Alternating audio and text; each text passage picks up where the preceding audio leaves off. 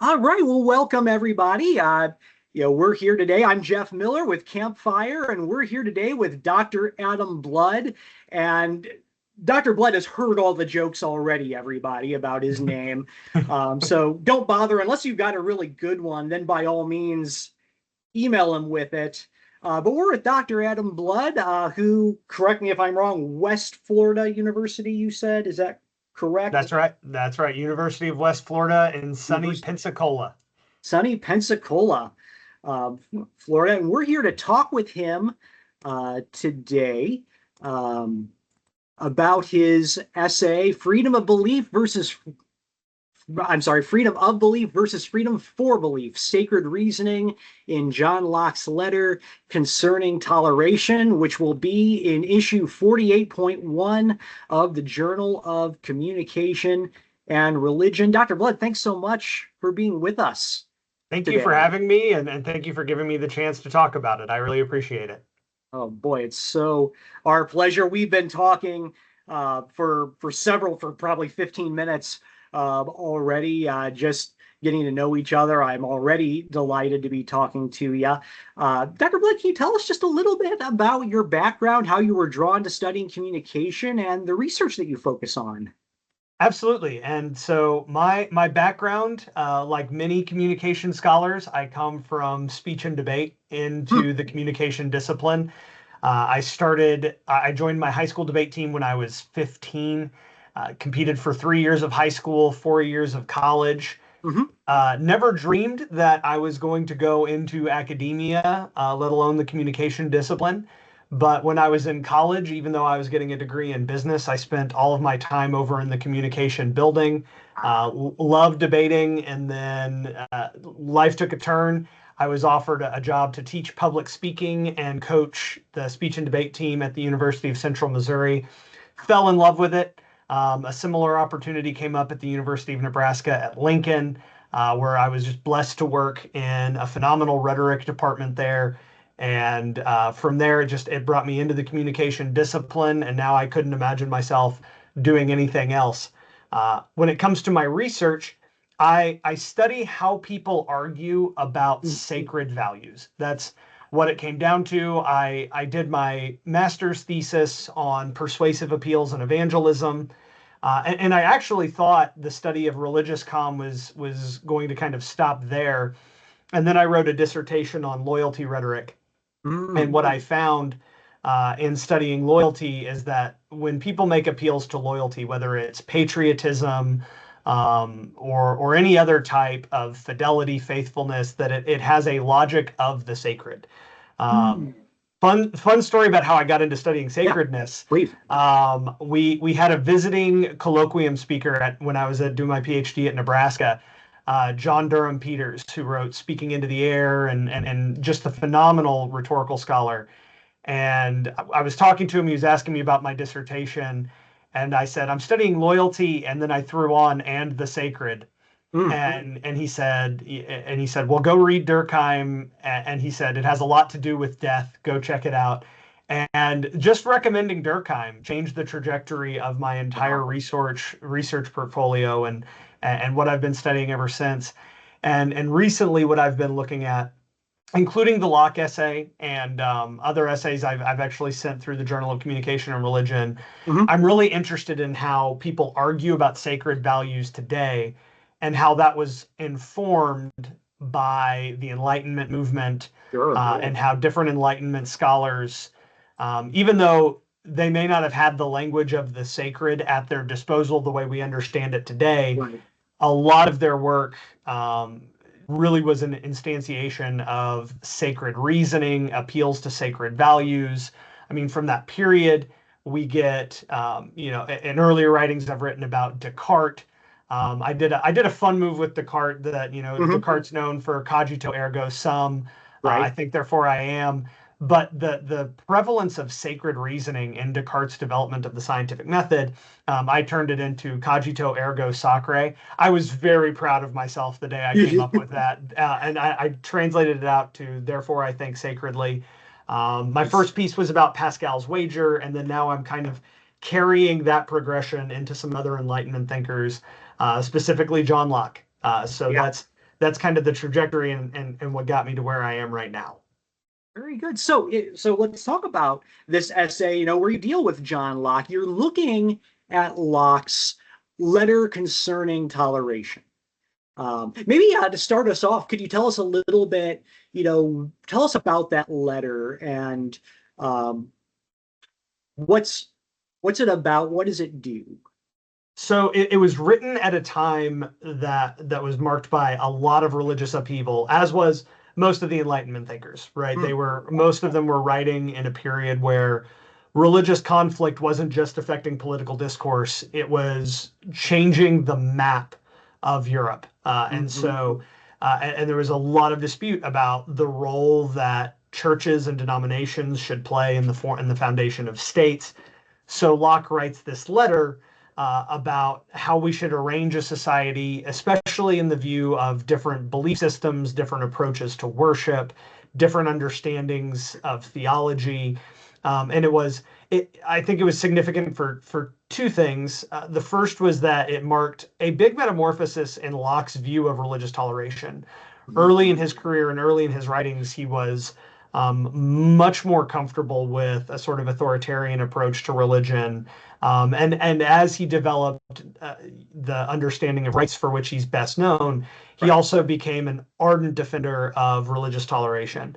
The second reason what this letter does, the second thing this letter does is it's probably the most famous defense of religious freedom and religious toleration.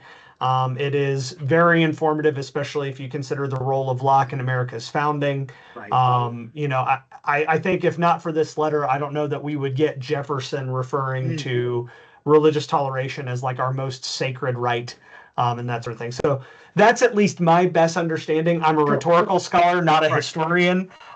So I think that's my best understanding of uh, of the role of the letter and what Locke was trying to accomplish with it. Sure. Yeah. So when we think of, at least when I think of John Locke, I think of individual autonomy and individual rights. Well, I mean, if I'm being really honest with myself, when I think of John Locke, I think of the TV show Lost. But after that, I think about individual rights and individual autonomy.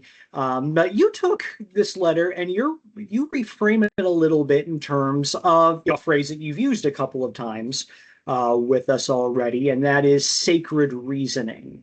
Um, so, what drew you to re-examining Locke through this lens of sacred reasoning? So I've been fascinated with the sacred profane dichotomy, and Mhm. I think it's so explanatory in terms of understanding why people reason towards particular ends. And also people's emotional investment, and we might even call it ego involvement in particular Mhm. types of arguments. So the first thing I always teach whenever I get an opportunity to teach about the sacred and rhetoric, Mhm. the first thing I have to establish is that despite what you might read in popular media, the opposite of sacred is not secular. Mhm. The opposite of sacred is profane, Mhm. which creates this idea that there are secular sacreds. There are ideas that get transcendent importance. And so my first thought, I actually believed that I was going to go into a study of Locke thinking that, okay, Locke is going to establish natural rights or individual rights as a sort of secular sacred. That was kind of what I thought because, like you Sure. said, this is what we associate with Locke, the rights Mhm. bearing subject who gave us life, liberty, and the estate, which we turned into life, liberty, and the pursuit of happiness. Right. I kind of expected that rights were going to be a sort of sacred grounds that could be maybe not a-religious, but could be as religiously pluralistic that if like Yeah. we can't agree on the existence of a deity, if we can't agree on the nature of God, we could hold as sacred this idea of rights. What I was surprised by when I was reading this was that Locke, despite being known as the rights bearing subject Mhm. originator, really treated rights as a means to the end of individual salvation, Wow. that we should have religious freedom, but that freedom isn't an end, it's a means. It is a means to the end of soul searching, quite literally, of trying to find what we believe to be our best understanding of religious truth. And I think he believed that finding our faith, whatever that faith happens to be, cannot come as a source of external coercion, Hmm. which I think changes a lot of the way people might read Locke. And it also changes the way we understand liberty, autonomy, and freedom, in the sense that it's not an end to be free. It is a means to achieve freedom so that we could achieve certain ends. And at least, Hmm. and that's my understanding of it. And it was fun to kind of flesh that idea out in an essay. Yeah, absolutely. So I think the answer to this question kind of lives in everything you just said. Um, but to break it down, when we talk about when you talk about sacred reasoning in particular, what is that? What do you mean by that phrase, sacred reasoning? Okay, a couple of useful distinctions that could be made for this. Hmm. The first, and I have to give all the credit in the world to a phenomenal political scientist, Morgan Marietta, wrote a Okay. great book on the politics of sacred rhetoric. The first distinction is that sacred reasoning tends to move the reasoner, whether it's the speaker in a rhetorical sense or the audience, away from calculations of consequence and towards an absolute. And so, if you would think about it in terms of like Christian theology, if we are going to use this as an example, Yeah. Christian theology is sacred not just in the sense that a lot of people use the word sacred and religious synonymously. Uh, in the Christian worldview, the will of God is sacred in the sense that it is the absolute good, Yes. right? That it calls upon the believer to put the will of God first, to be subject to God. So the first thing that that sacred reasoning tends to do is move us towards a sort of absolute good. That Hmm. doesn't negate consequentialism. It doesn't negate calculations of consequence, but it reorients them, Yeah. right? You know, and if we wanted to spin this out even further, it would get us into like the Euthyphro problem, right? Like, Right. does God love the good because it's good, or is it good because God loves it, right? In Right. the Christian worldview, God and good are synonymous, right? Right. So it doesn't mean that we ignore calculations of consequence, but we have an absolute that filters the way we think about what is consequentially beneficial, Right. what is practical, what is meaningful, that sort of thing. So I Right. think that's the first way to define sacred reasoning. And then another really useful tool is that the sacred becomes a sort of lens through which we order and shape our reality. The sociologist Peter Berger, who I cite in the essay, talks about how Mhm. the sacred is what separates chaos from cosmos. And so it is the kind of ultimate good that creates an ordering mechanism for reality. Got it. Very good. With that first part, I think where that took me was it's kind of a move away from utilitarian ethics into something a little bit more deontological, to use the antiquated name, for it. Absolutely, yeah. I mean, I think it's a sacred principle will be more deontological. It does, but it doesn't exclude a utilitarian logic. Sure. It just orders the way a person reasons differently. I struggle with the idea that someone can be purely a deontological reasoner or Sure. purely a utilitarian or purely a consequentialist. Um, Right. I, You're I filtering those things through other things. That's Absolutely, and so I would make the case that it's like, if you take the most basic high school debate definition of utilitarianism, the greatest good for the greatest number of right. people, right? The sacred doesn't necessarily say that you can't think that way, but it is going to speak loudly about what does greatest good mean, Hmm. and how do you understand that, and how do you filter that into the way you set kind of boundaries for morality? How do you arrange a society around that? And how do you understand political discourse that way? Sure. Very good. So the title of your essay, freedom freedom for belief versus freedom of belief. It sets up this distinction between freedom of belief and freedom for belief. Can you unpack that distinction and explain why it matters for how we think about religious liberty? Yeah, I mean, at times I felt like I was getting a little cute with the title, but Sure. I do think the distinction to me is if you think about freedom of belief, especially in the United States, where the First Amendment clusters freedom of religion into a whole bunch of rights of self Yes. expression, the right of redress, the right of speech, of the press, the right of assembly. Freedom of belief tends to suggest that we have this freedom, Mhm. and that is kind of the most important thing. And it also applies to religion, right? It also applies to religious beliefs. Whereas if you think of it as freedom for belief, it's not that the freedom is the ultimate end, it's that we establish these types of freedoms so that we can fully develop our belief systems, our worldview.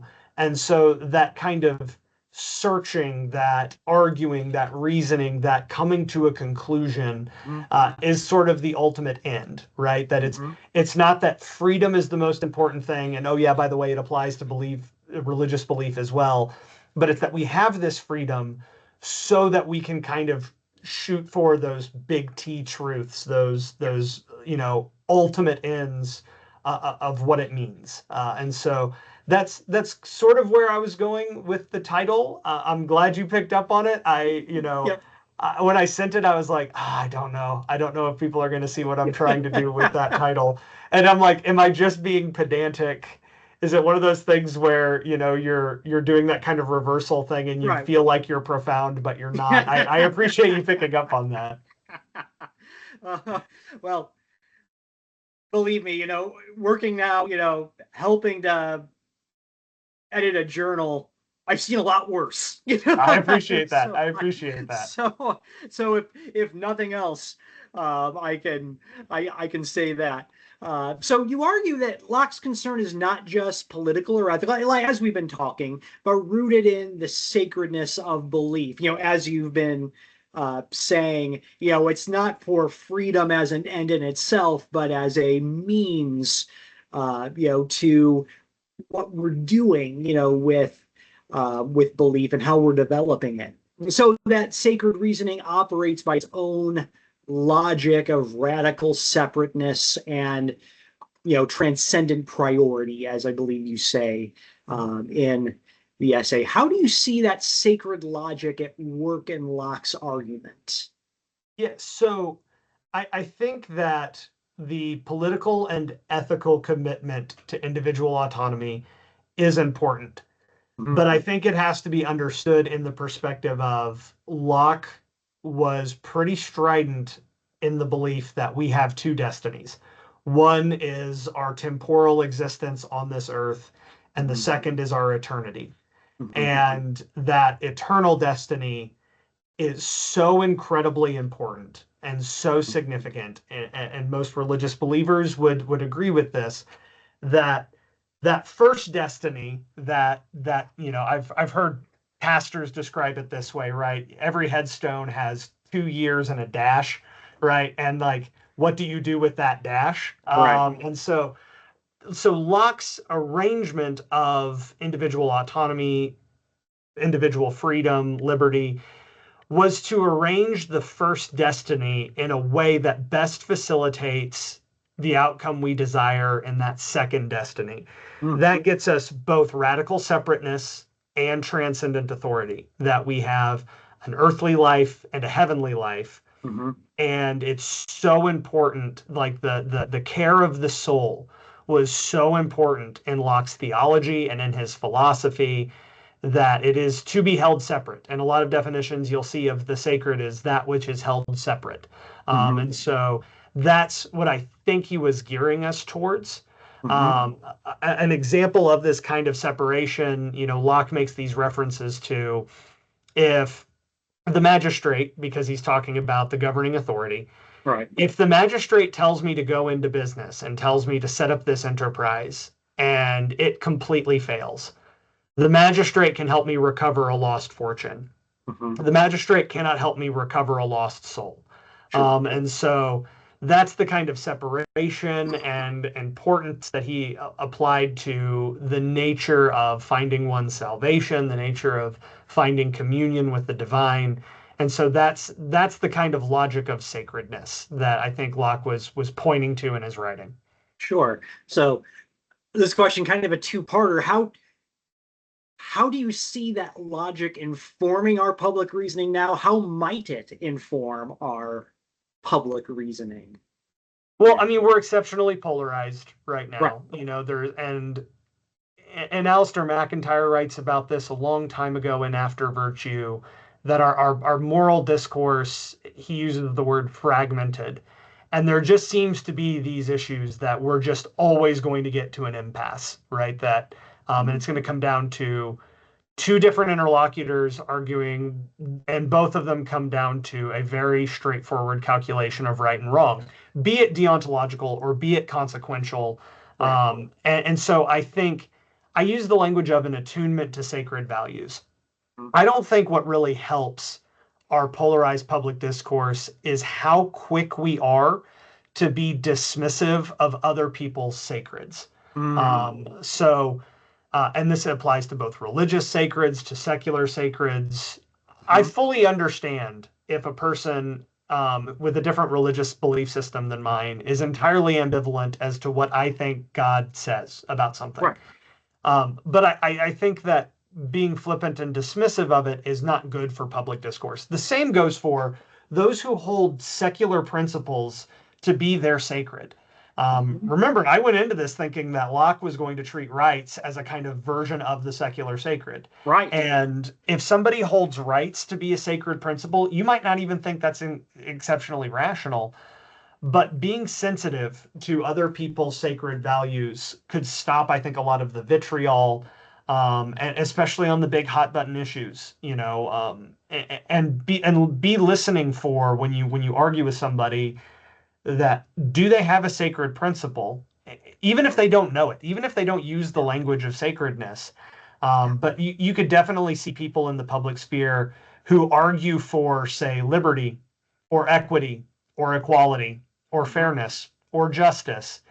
And the way they defend those principles, to borrow Berger's language, that principle, whether it's justice or equity or the will of God, Yeah. to that person, it is what stands between chaos and cosmos. It is what gives them a sense of safety, a sense of security.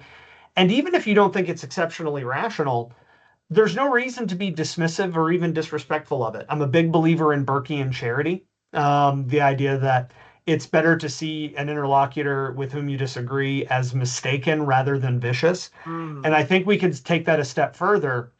It's not just that they might be mistaken, it's that maybe they hold a sacred principle that's different than mine. And I think you can respect that. And I think that just adds nuance to a lot of the platitudes and cliches about things like disagreeing without being disagreeable, Right. that sort of thing. I think, like, I'm trying to add some more reasoning and explication about what that means. Yeah, absolutely. Um, so I'm going to kind of experiment with a question here. If we need to edit Sure. this out, then we'll edit it out, and that's fine. Sure.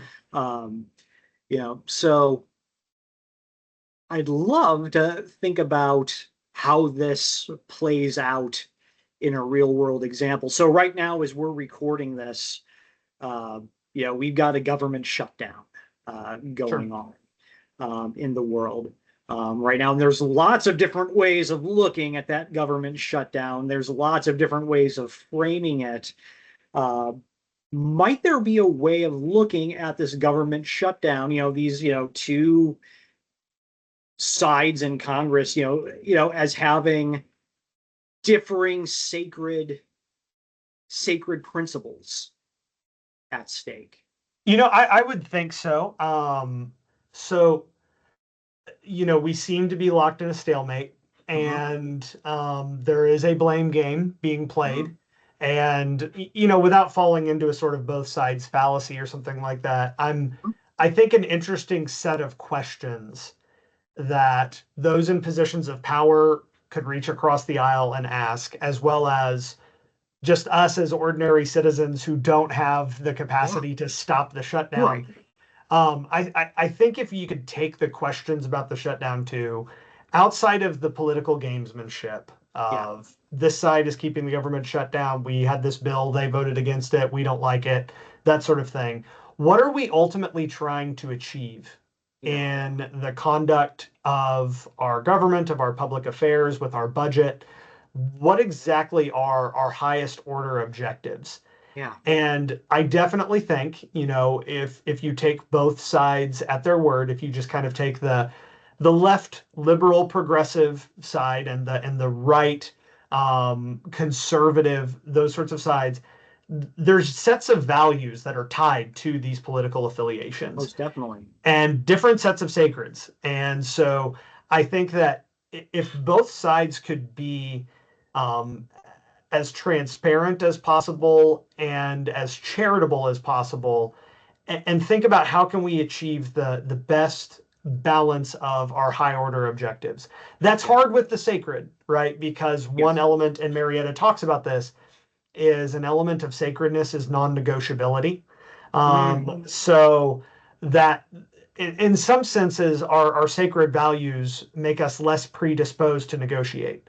Hmm. But I do think that as opposed to just attacking the tactics and motivations of each side, try to get people to be explicit about what is the ultimate goal, what is the ultimate Hmm. priority.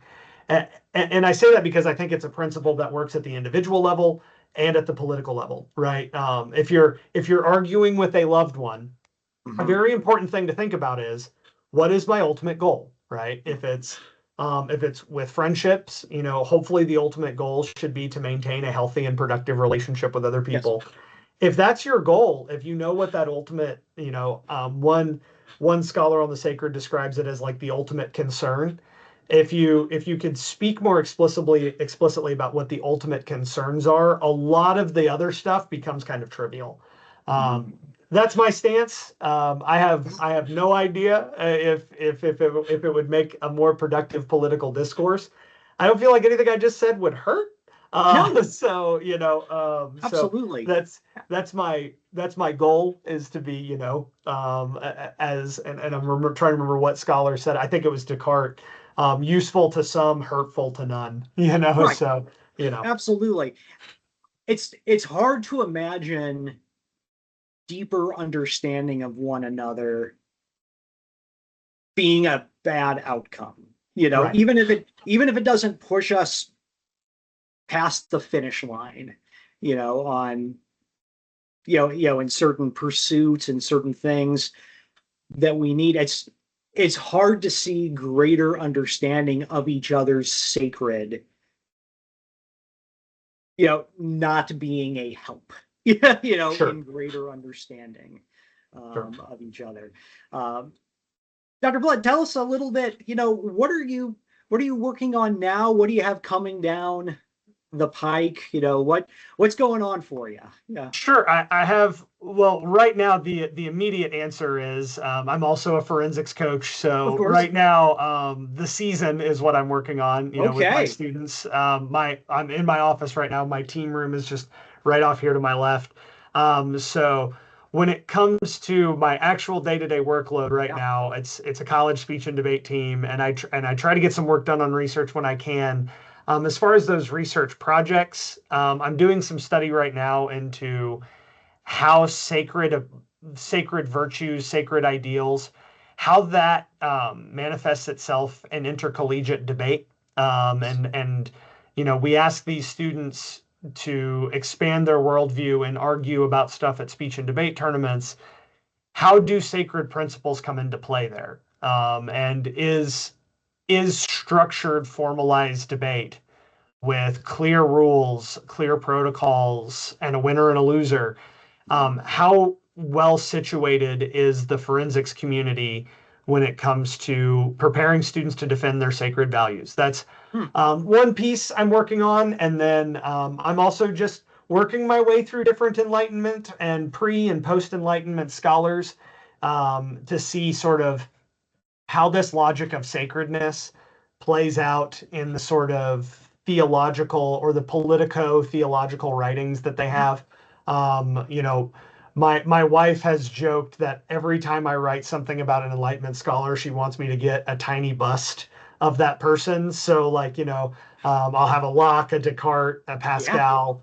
Right now, I'm working with a little bit of Mill, John Stuart Mill, and some Thomas Hobbes, and so the joke is that we're like just lining up the different scholars that nice. I've written about. What I really like doing with that is finding a singular text and treating it as an artifact for rhetorical analysis, and just seeing how the logic of the sacred shapes the way these authors have been writing about stuff, and how our modern discourse now is spun out of that. I feel like we argue and we do public discourse in the shadow of the Enlightenment.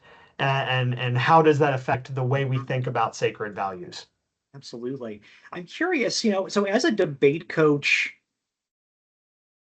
boy, I mean, you're in such I know it's such a defined space in terms of what your goals are, what the goals of a debate meet are and what winning and losing Mhm. looks like. But is there a place in there, like, do you talk to your students about finding the sacred of the other position? Like, is there a role for what we've been talking about in that role of the debate coach?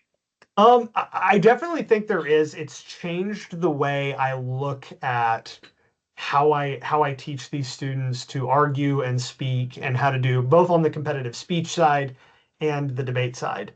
Mhm. For instance, when I see a student being on a in the style of debate we do, there's tons of different topics that we engage with. Mhm. And when I start noticing a student getting more and more emotionally invested in certain types of topics, um, I try not to just drop, scholar blood on top of coach blood and just be Mhm. like, here's all my research on the sacred. This might help you. Like, I try not to do that. But I think when I start seeing students who get very deeply convicted about certain topics, and when they start arguing about certain virtues, and I can tell that pathos is there. Mhm. um, Even if I never talk to the student about sacredness, I know that I'm helping a student articulate viewpoints around a virtue that they might hold sacred. It's really rewarding, Yeah. because I feel like it's some of the most personally meaningful stuff, and I think it's like they can start practicing now, arguing about something that, if it's sacred, you're kind of arranging your life around it anyway. Mhm. So helping them articulate that worldview in a way that's useful to them is just incredibly rewarding. Wow. Well, Dr. Blood, thank you so much for this time. It's been enlightening and it's been fun. Thank you so much for spending some time with me this Thank you. morning. Thank you so much for having me, and thank you for all the work that you and the editorial staff at JCR is doing. I just genuinely appreciate it, and thank you for taking the time with me this morning. Very much my pleasure. So once again, everybody listening, the article is going to be in issue 48.1 of the Journal of Communication and Religion, Freedom of Belief versus Freedom for Belief, Sacred Reasoning in John Locke's letter concerning toleration. Do be sure to check it out.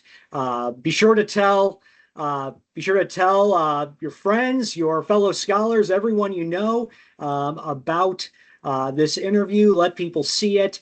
Once again, thanks so much, Dr. Blood, and we will talk to you soon. Thank you. Stop recording here.